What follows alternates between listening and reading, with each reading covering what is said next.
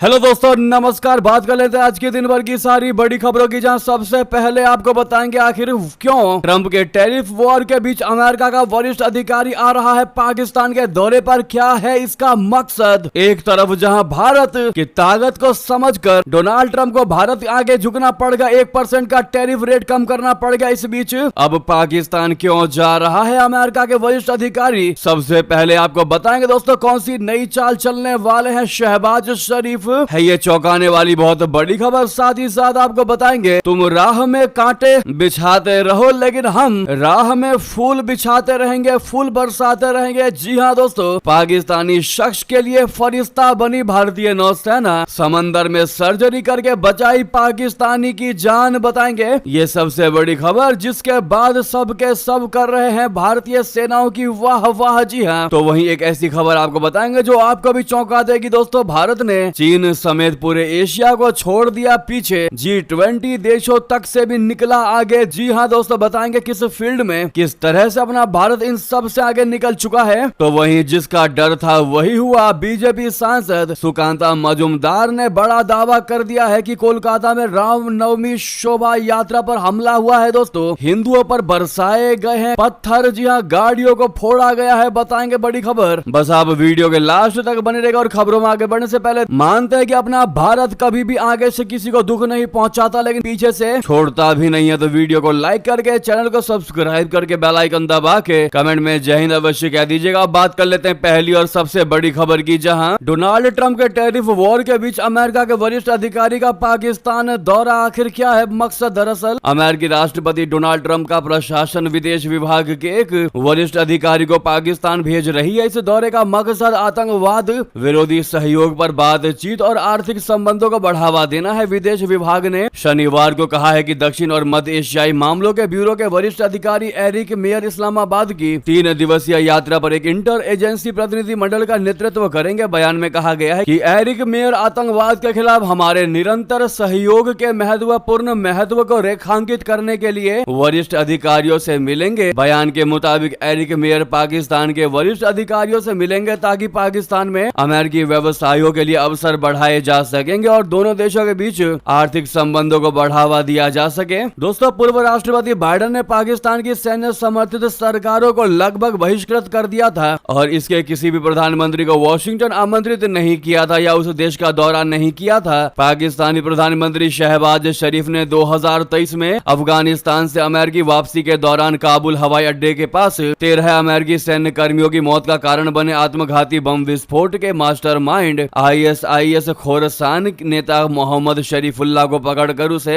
America को सौंपकर Trump को लुभाने की कोशिश की थी। पिछले महीने कांग्रेस को संबोधित करते हुए ट्रंप ने पाकिस्तान को शरीफुल्लाह को गिरफ्तार करने में मदद करने के लिए धन्यवाद भी दिया था। शरीफुल्लाह की गिरफ्तारी और प्रत्यर्पण पाकिस्तान का यह दिखाने का प्रयास था कि अगर वो चाहे तो आतंकवाद विरोधी मामले में अमेरिका के साथ सहयोग कर सकता है। जी हाँ, आप समझ सकते हैं दोस्तों, जो बाइडेन की सरकार में पाकिस्तान को पूरे तरीके से बहिष्कृत कर दिया गया था, साइड कर दिया गया था, कोई पूछ ही नहीं रहा था पाकिस्तान को। लेकिन जब से डोनाल्ड ट्रंप की सेकंड टाइम गवर्नमेंट बनी है दोस्तों, 20 जनवरी के बाद से पाकिस्तान भी अब पूछे जाने लगा है। हालांकि पूछे जाने का जो मात्रा है वो अत्यधिक नहीं है, लेकिन फिर भी आग जलाने के लिए, आग लगने के लिए एक लौ ही काफी है, एक चिंगारी ही काफी है। दोस्तों, डोनाल्ड ट्रंप को यह पता है, पूरे अमेरिका को यह पता है कि अगर वो पाकिस्तान के साथ दोस्ती बढ़ाएगा तो भारत नाराज हो जाएगा। यहाँ तक कि भारत की असली ताकत भी अमेरिका को पता है कि बिना भारत के अमेरिका का कोई भी कार्य नहीं हो सकता। अगर आप जियोपॉलिटिकल एजेंडा भी अमेरिका का देखें तो हर तरीके से भारत उसके लिए सहयोगी बना बैठा है। अगर भारत नाराज हुआ तो अमेरिका कहीं का नहीं रह जाएगा और यही सबसे बड़ी वजह है कि भारत पर 27% का टैरिफ लगा करके तुरंत अगले दिन ही 1% का टैरिफ रेट कम कर दिया, जिसने पूरी दुनिया को चौंका दिया कि अचानक ट्रंप ने किसी और देश पर इतना बड़ा फैसला नहीं लिया, लेकिन सिर्फ एकमात्र भारत को लेकर ऐसा कैसे फैसला ले लिया। और इस बीच पाकिस्तान से बढ़ती दोस्ती वाकई में अमेरिका के लिए ही खतरनाक साबित हो सकता है। बहरहाल दोस्तों, इस मुद्दे पर आपकी जो भी राय हो, लेकिन भारत की बढ़ती ताकत के लिए वीडियो को लाइक जरूर कर लीजिएगा। अभी तक लाइक नहीं किया है तो, और कमेंट में मेरा भारत महान जरूर लिखिएगा। नेक्स्ट खबर की बात कर लेते हैं, जहां पर जब बात भारत के ताकत की ही आ रही है दोस्तों, तो आपको बता देते हैं अमेरिकी टैरिफ का जबरदस्त फायदा उठाने की तैयारी कर रही है भारत की ये इंडस्ट्री। होने वाला है बम बम्पर फायदा। दरअसल अमेरिका ने भारत पर 26% अतिरिक्त आयात शुल्क लगाया है, जबकि वियतनाम पर 46%, बांग्लादेश पर 37%, चीन पर 54%, इंडोनेशिया पर 32% और थाईलैंड पर 36% शुल्क लागू हुआ है। प्लेग्रो टॉयज इंडिया के सीईओ मनु गुप्ता ने कहा है कि भारतीय निर्यातकों के लिए ये एक बहुत बड़ी अपॉर्चुनिटी है, बहुत बड़ा अवसर है, क्योंकि अब अमेरिका में भारतीय खिलौनों पर प्रतिस्पर्धी देशों की तुलना में कम शुल्क लगेगा। उन्होंने बताया कि कई बड़ी खिलौना कंपनियां भारत में अपने प्लांट स्थापित करने की संभावनाएं तलाश रही हैं। खिलौना इंडस्ट्री के आंकड़ों के मुताबिक पिछले 3 वर्षों में भारत का खिलौना निर्यात 32.6 करोड़ डॉलर से 34.8 करोड़ डॉलर के बीच रहा है। गुप्ता ने यह भी कहा है कि अमेरिका के साथ द्विपक्षीय व्यापार समझौते के जल्द पूरा होने से भारतीय खिलौना कंपनियों को अपने निर्यात बढ़ाने में मदद मिलेगी। जी हां दोस्तों, एक चीज तो तय है, डोनाल्ड ट्रंप चाहे कितना भी टैरिफ लगा ले, भारत उसका काट अवश्य ढूंढ लेगा। और भारत आज इतनी तरक्की कर चुका है और इतनी तरक्की करेगा कि अमेरिका सोच तक नहीं सकता। जी हां दोस्तों, और ये कही कहाई बातें नहीं, हम आपको बता रहे हैं, प्रॉपर प्रूफ भी दिखा रहे हैं। दोस्तों, इस मुद्दे पर आपकी क्या राय है अवश्य बताइएगा। नेक्स्ट खबर की बात कर लेते हैं, जहां पर पाकिस्तानी शख्स के लिए फरिश्ता बनी भारतीय नौसेना समंदर में सर्जरी करके बचाई उसकी जान। सब करने लगे भारतीय सेना की वाह वाह। बता दें, अरब सागर के मध्य क्षेत्र में तैनात भारतीय नौसेना के एक युद्धपोत ने पाकिस्तानी मछुआरों की मदद की। ओमान तट के पास मछली पकड़ने वाले जहाज पर सवार पाकिस्तानी चालक दल के घायल सदस्य को तत्काल महत्वपूर्ण चिकित्सा सहायता दी। नौसेना ने रविवार को यह जानकारी दी। भारतीय नौसेना के मिशन पर तैनात स्टील्थ फ्रिगेट INS त्रिकंद को ओमान तट से लगभग 350 समुद्री मील पूर्व में संचालित ईरानी नौका अल उमीदी से संकट का एक संदेश शुक्रवार को मिला, जिसके बाद इसने तुरंत हस्तक्षेप किया और मदद करके उसे संकट से बाहर निकाला। नौसेना ने एक विज्ञप्ति में कहा कि जांच में पता चला है कि नौका के चालक दल का एक सदस्य इंजन पर काम करते समय घायल हो गया था। उसकी उंगलियों में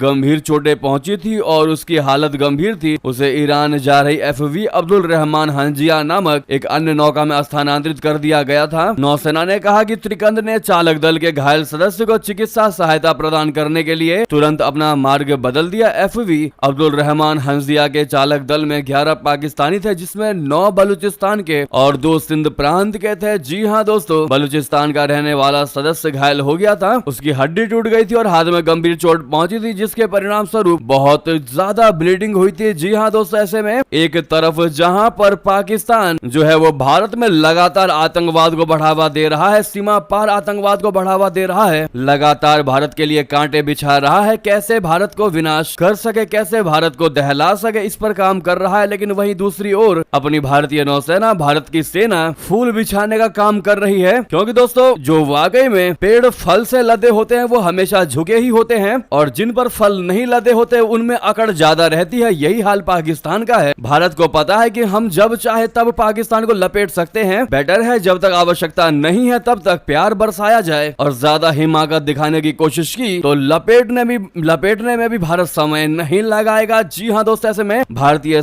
नौसेना द्वारा किए गए इस गुड वर्क के लिए आपकी क्या राय है दोस्तों, अवश्य लिखिएगा, ताकि हमारी भारतीय नौसेना की मनोबल हाई होती रहे। नेक्स्ट खबर की बात कर लेते हैं, जहां पर भारत ने चीन समेत पूरे एशिया को छोड़ा पीछे, G20 देशों से भी निकल गया आगे। जी हां, भारत की मैन्युफैक्चरिंग इंडस्ट्री इस समय एशिया में सबसे तेज रफ्तार से बढ़ रही है। मार्च 2025 में भारत का मैन्युफैक्चरिंग PMI बोले तो परचेसिंग मैनेजर्स इंडेक्स 58.1 पर पहुंच गया, जो एशिया में सबसे ज्यादा है। भारत ने इंडोनेशिया जो कि 52.4 है और चाइना जो कि 51.2 को भी पीछे छोड़ दिया है। G20 देशों में भी भारत टॉप पर है। पिछले 3 महीनों का औसत PMI 57.37 रहा है, जो दिखाता है ये कोई एक महीने का उछाल नहीं है, बल्कि लगातार अच्छी ग्रोथ में रहा है अपना भारत। आनंद राठी ग्रुप के चीफ इकोनॉमिस्ट सुजन हजरा का कहना है कि भारत की ये मजबूत ग्रोथ सरकार की अच्छी नीति और सुधारों का नतीजा है। उन्होंने कहा कि ये ग्रोथ घरेलू स्तर पर हो रही, इसीलिए ये लंबे समय तक टिक सकती है, भले ही दुनिया में आर्थिक अनिश्चितता बनी रहे। दक्षिण कोरिया और जापान जैसे देशों की मैन्युफैक्चरिंग इंडस्ट्री एक्सपोर्ट और टेक्नोलॉजी पर टिकी होती है, जबकि भारत की मैन्युफैक्चरिंग टेक्सटाइल, ऑटो पार्ट्स और फार्मा जैसे घरेलू आवश्यकताओं वाले सेक्टर्स पर आधारित है। PL कैपिटल के इकोनॉमिस्ट अर्श मोगरे के मुताबिक भारत की ग्रोथ एक्सपोर्ट पर नहीं बल्कि घरेलू डिमांड पर आधारित है। भारत में मैन्युफैक्चरिंग से होने वाली कमाई यानी GVA में एक्सपोर्ट का योगदान सिर्फ 12% है, जबकि वियतनाम वियतनाम और ताइवान में ये 45% तक है। जी हाँ दोस्तों, हम सब ने भारत की ताकत कोविड के समय में ही देख लिया था, जब पूरी दुनिया इस महामारी से अस्त्र त्रस्त हो गई थी। तो वही अपना भारत एकदम कूल दिमाग से काम कर रहा था, यहाँ तक कि बहुत से लोगों को फायर तक नहीं होना पड़ा। कंपनी ने सभी की नौकरी बचाकर रखी थी, 1-2% को छोड़कर। अगली खबर की बात कर लेते हैं, जहां भारत म्यांमार सीमा पर बाढ़ न लगाने की अपील। जनजातीय मुखिया ने कहा, 2 देशों में बटा है मेरा घर, कृपया सीमा पर बाढ़ न लगाएं। दोस्तों, नागालैंड के मोन जिले के एक नगा जनजातीय मुखिया ने केंद्र सरकार से भारत म्यांमार सीमा पर बाढ़ यानी फेंसिंग लगाने और फ्री मूवमेंट रिजीम FMR क्षेत्र को कम करने के फैसले को तुरंत रद्द करने की अपील की है। टोनयई फवांग, जो कि अंगराजा के 10वीं पीढ़ी के मुखिया है, उन्होंने कहा कि मोन जिले के दोनों ओर रहने वाले लोग कोन्याक नगा जनजाति से हैं और वे आपस में बहुत गहराई से जुड़े हुए हैं। उनके परिवार और रिश्तेदार दोनों देशों में बसे हुए हैं और उनका रोजमर्रा का जीवन एक दूसरे पर निर्भर करता है। अंग टोनयई फवांग ने कहा कि हम भारत म्यांमार सीमा पर बाढ़ नहीं चाहते, हमारे बीच खून का रिश्ता है, ना कि सीमाएं। उन्होंने बताया कि उनके अधीन कुल 35 गांव है, जिनमें से 30 गांव म्यांमार में और 5 भारत में स्थित है।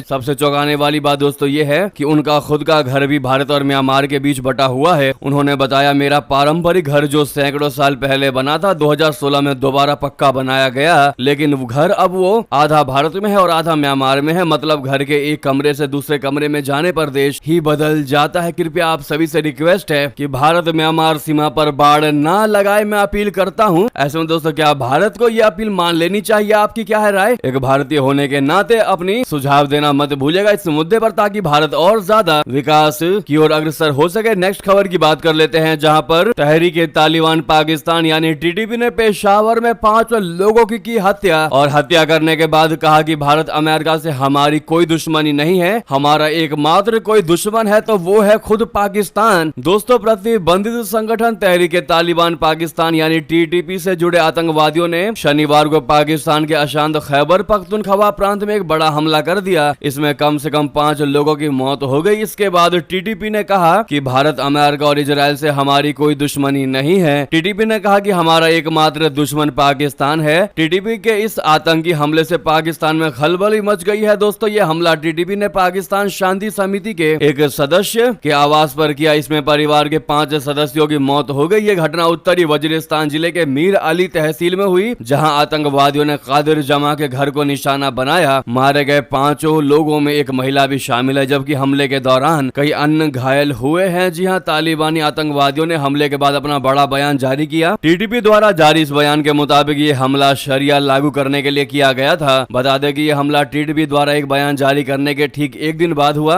जिसमें कहा गया है कि उसकी इजराइल, अमेरिका या भारत से कोई भी दुश्मनी नहीं है। आतंकी संगठन ने दोहराया है कि उसका एकमात्र दुश्मन पाकिस्तान है, इसीलिए वो पाकिस्तान पर हमले कर रहा है। साथ ही साथ बता दें, इतना ही नहीं, TTP के हाथ लग गई अमेरिकी जेवलिन मिसाइल, फायर करके दिखाई ताकत। अब पाकिस्तानी टैंकों की तो खैर नहीं। जी हाँ, TTP अब तक पाकिस्तानियों की, पाकिस्तान की सेनाओं की बंदूकों से जान ले रही थी, अब जेवलिन भी उनके हाथ में आ चुकी है, वो भी अमेरिकी जेवलिन। दोस्तों, TTP द्वारा एक वीडियो जारी किया गया। इस वीडियो में TTP के आतंकवादियों को आधुनिक अमेरिकी हथियार FGM 148 javelin anti tank missile के साथ ट्रेनिंग लेते नजर आ रहे हैं। फुटेज में एक लड़ाका अपग्रेडेड FGM 148 जेवलिन से फायरिंग करता हुआ दिखाई दे रहा है। ऐसे में आशंका है कि TTP के आतंकवादी अब पाकिस्तानी टैंकों को, बख्तरबंद वाहनों को भी निशाना बना सकते हैं। जी हाँ दोस्तों, शहबाज शरीफ की ये खबर सुनते ही पैर तले जमीन खिसकने वाली है दोस्तों। इसीलिए इस खबर को जितना ज्यादा हो सके शेयर करिएगा, ताकि ये खबर दुश्मनों तक भी पहुंच सके। इसीलिए लाइक भी कर दीजिएगा, अभी तक लाइक नहीं किया है। तो अगली खबर की बात कर लेते हैं, जहां पर भारत ने चलाया ऑपरेशन ब्रह्मा, म्यांमार भिजवाया 31 टन सामान। तस्वीरें आई सामने जिसने सबका दिल जीत लिया। भारत ने म्यांमार में आए भूकंप से प्रभावित लोगों की मदद के लिए 31 टन और राहत सामग्री भेजी है। इसमें भारतीय सेना के फील्ड अस्पताल के लिए आवश्यकताएं सामान भी शामिल हैं। ये सहायता C-17 ग्लोब मास्टर से भेजी गई है। इस संबंध में एक वरिष्ठ अधिकारी ने बताया है कि विमान ने रविवार सुबह गाजियाबाद के हिंडन वायुसेना स्टेशन से उड़ान भरी। विदेश मंत्री जयशंकर जी ने सोशल मीडिया मंच X पर पोस्ट किया और कुछ तस्वीरें भी साझा की। उन्होंने पोस्ट में लिखा है कि ऑपरेशन ब्रह्मा के तहत C-17 विमान 31 टन मानवीय सहायता के साथ मांडले के लिए रवाना हुआ, जिसमें भारतीय सेना के फील्ड अस्पताल इकाई के लिए जरूरी सामान भी शामिल हैं। दोस्तों, ये पहली बार नहीं है जब अपना भारत किसी देश की आपदा में मदद कर रहा हो। इससे पहले कई देशों की भारत ने मदद की है और आप ये भी कह सकते हैं दोस्तों एकमात्र अपना भारत ही है जो इतनी बड़ी मात्रा में दिल खोलकर ओपन हार्ट के साथ में मदद करता है। और यही सबसे बड़ी वजह है कि इन चीजों को देखकर अमेरिका जैसा सुपर पावर कंट्री चाइना भी वाहवाही करता है। दोस्तों ऐसे में मेरा भारत महान कमेंट में जरूर कहिएगा आप लोग। अगली खबर की बात कर लेते हैं, जहां पर जापान में दुर्घटनाग्रस्त होकर समुद्र में गिरा एम्बुलेंस हेलीकॉप्टर, 3 लोग लापता। जी हां, जापान में एक एम्बुलेंस हेलीकॉप्टर दुर्घटना का शिकार होकर अचानक समुद्र में गिर गया। इससे उसमें सवार 6 में से 3 लोग लापता हो गए हैं, जिनकी तलाश की जा रही है। बताया जा रहा है कि यह हादसा जापान के दक्षिण पश्चिम हिस्से में रविवार को हुआ, जहां एक मरीज को लेकर जा रहा चिकित्सा हेलीकॉप्टर दुर्घटनाग्रस्त होकर समुद्र में गिर गया। इसमें कुल 6 लोग सवार थे, इनमें से 3 लापता हो गए हैं। जापान के तटरक्षक बल ने यह जानकारी दी। तटरक्षक बलों ने बताया है कि इस हेलीकॉप्टर में रोगी के अतिरिक्त एक doctor, nurse, pilot, helicopter mechanic और रोगी की देखभाल करने वाला एक व्यक्ति सवार था। साथ ही साथ बता दें, चाइना ने ताइवान के पेट्रोलियम डिपो पर कर दिया बहुत बड़ा हमला। इस वीडियो ने मचा दी सनसनी। दोस्तों चाइना ने ताइवान के सबसे बड़े पेट्रोलियम डिपो पर हमले का अभ्यास किया है। चीनी सेना बोले तो पीएलए ने इसका वीडियो भी जारी किया है, जिसमें चीनी रॉकेट ताइवान के डिपो जैसी दिखने वाली एक रेप्लिका को निशाना बनाते दिख रहे हैं। माना जा रहा है कि बीजिंग ने यह वीडियो ताइवान को धमकाने और दबाव बनाने के मकसद से जारी किया है। ये वीडियो दक्षिण चीन सागर में स्ट्रेट थंडर 2025 ए नामक अभ्यास के दौरान शूट किया गया। इसमें पीएलए के जमीनी बल 70 किलोमीटर दूर से 16 लाइव 300 मिलीमीटर रॉकेट दागते हुए नजर आ रहे हैं। टारगेट एक नकली एलएनजी टर्मिनल था, जिसकी डिजाइन ताइवान के काओशुंग तट पर स्थित योंगन एलएनजी स्टेशन जैसी थी। इसमें 6 सफेद गोल क्षेत्र बनाए गए थे, जो असली टर्मिनल पर मौजूद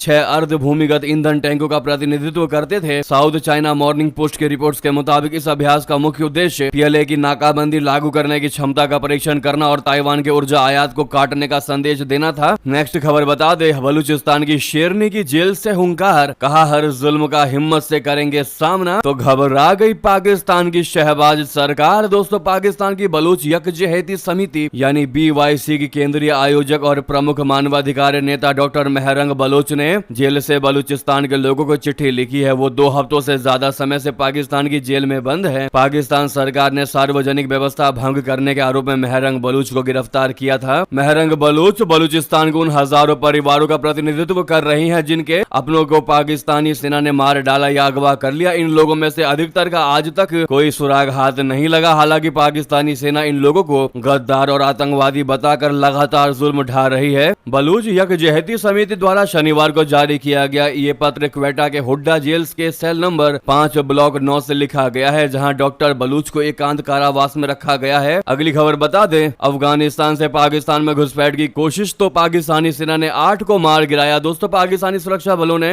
खैबर पख्तूनख्वा के उत्तरी वजीरिस्तान जिले में पाकिस्तान अफगानिस्तान सीमा पर घुसपैठ की कोशिश है और नाकाम करते हुए 8 आतंकवादियों को मार गिराया है और 4 अन्य को घायल कर दिया। प्रतिबंधित तहरीके तालिबान पाकिस्तान द्वारा नवंबर 2022 में सरकार के साथ संघर्ष विराम समाप्त करने के बाद पिछले 1 साल में पाकिस्तान में खासकर केपी और बलूचिस्तान में आतंकवादी गतिविधियों में तेजी देखी गई है, जैसा कि हमने आपको शुरू में भी खबर बताया था। साथ ही साथ बता दें, ईरान का अमेरिका से सीधे बात करने से इनकार, इस देश को बनाना चाहता है मध्यस्थ। कतर या मिस्र नहीं है इनमें से नाम। दोस्तों ईरान के अमेरिका के साथ परमाणु ऊर्जा पर कार्यक्रम पर सीधे बातचीत से इनकार कर दिया है। उसने कहा है कि हम किसी भी कीमत पर अमेरिका के दबाव में सीधे बातचीत नहीं करने वाले हैं। इसके साथ ही ईरान ने अमेरिकी सैन्य ठिकानों की मेजबानी करने वाले पड़ोसी देशों को चेतावनी भी दे दी है कि अगर वे इसमें शामिल हुए तो निशाने पर आ सकते हैं। अमेरिकी राष्ट्रपति ट्रंप ने ईरान को चिट्ठी लिखकर बातचीत करने को कहा था। उन्होंने इसके साथ ही कहा था कि अगर ईरान बातचीत नहीं करता है तो उस पर ऐसी बमबारी की जाएगी जैसा दुनिया ने कभी नहीं देखा होगा। ईरान के एक वरिष्ठ अधिकारी ने कहा है कि उनके देश ने डोनाल्ड ट्रंप की सीधी वार्ता की मांग को खारिज कर दिया है। हालांकि वो ओमान के माध्यम से अमेरिका के साथ अप्रत्यक्ष यानी इनडायरेक्टली वार्ता जारी रखना चाहता है, जो प्रतिद्वंदी देशों के बीच संदेशों के लंबे समय से एक चैनल है। जी हाँ दोस्तों, ट्रंप ने धमकी तो ऐसे दी है कि ईरान हाँ कहे तो भी ना बने, ना कहे तो भी ना बने। जी हाँ दोस्तों, साथ ही साथ अगली खबर बता दें, कोलकाता में रामनवमी शोभा यात्रा पर बड़ा हमला। बीजेपी सांसद सुकांता मजूमदार का बड़ा दावा, कहा गाड़ियों पर पत्थर बरसाए गए। जी हाँ, पश्चिम बंगाल के बीजेपी प्रदेश अध्यक्ष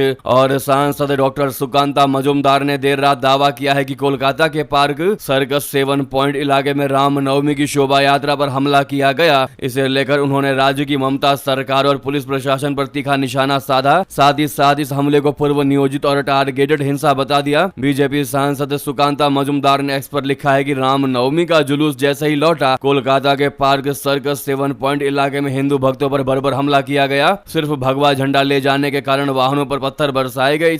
इससे गाड़ियों को विंडो शील्ड चकनाचूर हो गए। घटनास्थल पर अराजकता फैल गई। ये लक्षित हिंसा थी। ऐसे में दोस्तों पश्चिम बंगाल में ममता सरकार में हिंसा ना हो, ये तो हो ही नहीं सकता दोस्तों। साथ ही साथ आपको बता दें, रामनवमी पर सालार मसूद गाजी की दरगाह में घुसे हिंदू संगठन के कार्यकर्ता, फहराया भगवा झंडा। दोस्तों यूपी के प्रयागराज में रामनवमी के मौके पर हिंदू संगठन के सदस्यों ने सालार मसूद गाजी की दरगाह पर चढ़कर बवाल काटा। कार्यकर्ताओं ने भगवा झंडा लेकर दरगाह की छत पर चढ़ गए और गुबंद के पास लहराते हुए जय श्री राम के नारे लगाए। उधर सूचना मिलने पर पुलिस मौके पर पहुंची तो सभी कार्यकर्ता हंगामा करके वापस जा चुके थे। हालांकि दरगाह के भीतर अफरा तफरी का माहौल बना रहा। तो उधर रामनवमी पर दिया एकता और प्रेम का संदेश। काशी में मुस्लिम महिलाओं ने प्रभु श्री राम की उतारी आरती। दोस्तों वाराणसी से एक बेहद ही खूबसूरत और प्रेरणादायक तस्वीर सामने आई है। यहाँ रामनवमी के पावन अवसर पर मुस्लिम महिलाओं ने न केवल प्रभु श्री राम की आरती उतारी बल्कि सांप्रदायिक सौहार्द और प्रेम का संदेश भी दिया। मुस्लिम महिलाओं ने सजी थाल लेकर उर्दू में लिखी राम आरती भी गाई। ये आयोजन लम्ही के सुभाष भवन में हुआ, जिसमें भजन, सुहर और जय सिया राम के जयकारों के बीच एकता का संदेश दिया गया। मुस्लिम महिला फाउंडेशन और विशाल भारत संस्थान के संयुक्त तत्वावधान में मुस्लिम महिलाओं की श्री राम आरती महाआरती का आयोजन लम्ही के सुभाष भवन में किया गया। सजावटी थाल, खूबसूरती रंगोली, उर्दू में लिखा जय श्री राम मुस्लिम महिलाओं की श्रद्धा को व्यक्त कर रहा था। नफरत को भड़काकर हिंदू मुसलमानों के बीच समाज को बांटा जा रहा है। तो उधर दोस्तों बाबरी के पक्षकार रहे इकबाल अंसारी ने अयोध्या आए श्रद्धालुओं पर फूल बरसाए और जय जय श्री राम के नारे भी लगाए। जी हां, बाबरी मस्जिद के मुद्दई रहे अयोध्या के बहुचर्चित मुस्लिम नेता इकबाल अंसारी ने जय श्री राम जन्मोत्सव के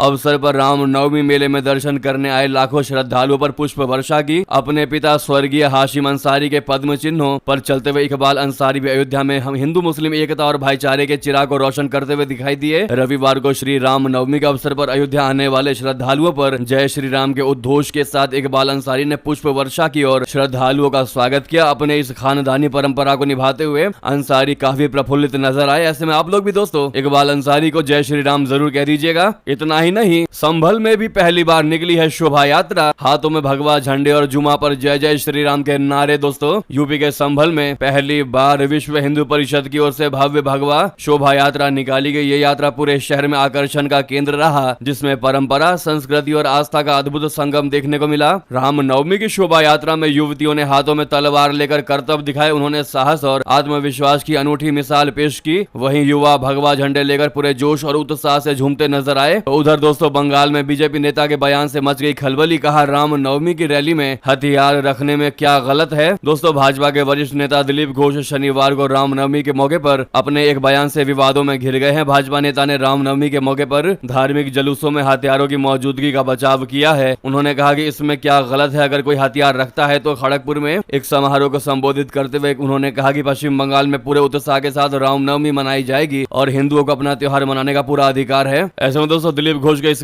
बयान पर आपकी जो भी निजी राय हो कमेंट में लिखकर अवश्य बताएगा, लेकिन जय श्री राम कमेंट में लिखना मत भूलिएगा आप लोग। साथ ही साथ आपको बता दें प्रधानमंत्री मोदी जी को सौंपेंगे धन्यवाद पत्र वक्फ कानून के समर्थन में दिल्ली का शाहीन बाग। दोस्तों वक्फ संशोधन विधेयक अब कानून की शक्ल ले चुका है। जेपीसी फिर लोकसभा और फिर राज्यसभा में कुल 16 घंटे की चर्चा और बाद में पास होने के बाद इसे राष्ट्रपति की तरफ से भी मंजूरी मिल गई है। वक्फ कानून के समर्थन में अब दिल्ली के शाहीन बाग के लोग भी आ चुके हैं। भारतीय जनता पार्टी अल्पसंख्यक मोर्चा के राष्ट्रीय अध्यक्ष जमाल सिद्दीकी ने बताया कि हमारे लोग शाहीन बाग से वक्फ के समर्थन में लिखे धन्यवाद पत्र को एकत्र करके प्रधानमंत्री मोदी जी को सौंपेंगे। जी हाँ, इसे ही कहते हैं दोस्तों मोदी की कूटनीति, जहाँ फैसले भी इस तरीके से लिए जाते हैं कि दुश्मन भी दोस्त बन जाते हैं और होना भी यही चाहिए। वहीं दोस्तों बीजेपी नेता ने मुंबई की 72 मस्जिदों के खिलाफ FIR दर्ज करवा दी। RTI का हवाला देकर कर दिया बड़ा दावा। वक्फ बिल को लेकर जारी घमासान की तपिश अभी थमी ही भी नहीं थी कि बीजेपी नेता और पूर्व सांसद किरीट सोमैया ने मुंबई के मुरखुद गोवंडी की 72 मस्जिदों के खिलाफ पुलिस में शिकायत दर्ज कराई है। पुलिस को दी गई शिकायत में बताया है कि इन मस्जिदों में बगैर किसी इजाजत के अवैध रूप से लाउडस्पीकर का इस्तेमाल किया जा रहा है। तो वहीं आपको बता दें बिहार से सबसे बड़ी खबर, राहुल गांधी के बिहार दौरे से पहले तेजस्वी यादव से मिले कांग्रेस के बड़े नेता। दोस्तों